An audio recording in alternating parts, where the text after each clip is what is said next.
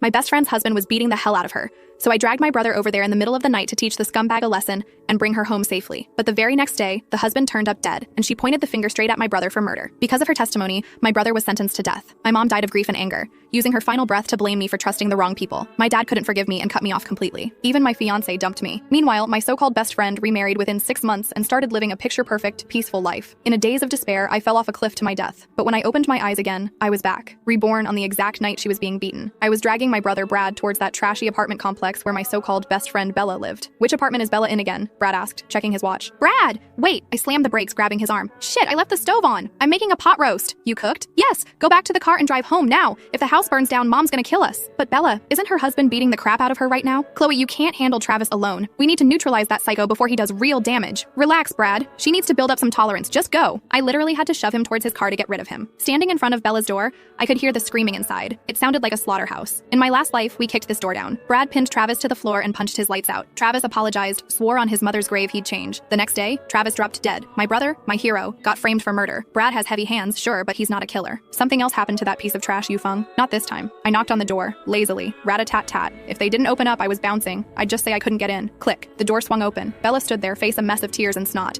"Brad, save me! Boo-hoo!" She froze. It was just me. No big, strong protector. "Where's Brad? Chloe, why didn't you bring your brother?" "Ah!" Before she could finish whining, Travis grabbed a handful of her hair and dragged her back inside like a caveman. I stood in the doorway, putting on my best fake concerned face. "Travis, stop. Look, even if Bella was sexting other dudes, she probably hasn't banged them yet. You can't beat her just for talking dirty." Travis had his hand raised, hesitating. But when he heard my words, that slap came down like the hand of God. Whack! "You cheating skank! You're wearing a green hat on my head? You want to play games? I'll kill you first." Travis went full psycho mode. Bella screamed, "Chloe, what the hell are you saying? I never sexted anyone." "Ah!" Another slap. Smack. I rushed forward, pretending to panic. "Wait, isn't that why you're mad? My bad. I thought you caught her chatting with those 5 other guys." "5? Bella, you slut, I'm gonna end you." Before coming up, I'd stopped at the 7-Eleven downstairs and bought a glass bottle of Bud Light, purely for self-defense, of course, just in case Travis swung at me. A beer bottle is a great equalizer. Hurtful, but usually not lethal. But in the heat of the moment, Travis snatched the bottle right out of my hand. Smash! He cracked it right over Bella's skull. Beer and blood poured down her face. Bella touched her forehead, saw the red, and turned into a heavy sack, sliding to the floor. Travis froze. He dropped the jagged glass neck like it was radioactive. "Better get her to the ER, Travis. Don't want a murder charge. I'll call an Uber." Travis snapped out of it, scooped up his bloody wife, and followed me. Walking down the stairs, I felt eyes drilling into my back. Cold, hateful eyes. Travis didn't die because of my brother last time. Someone killed him. Was it Bella? I wasn't sure. She was with me that whole night in my past life. And let's be real, Travis was a tank. Bella couldn't take him one-on-one. There was definitely a third player in this game. Ideally, Bella would have died, but roaches are hard to kill. By dawn, she was stitched up. I played the role of the perfect BFF, paying bills,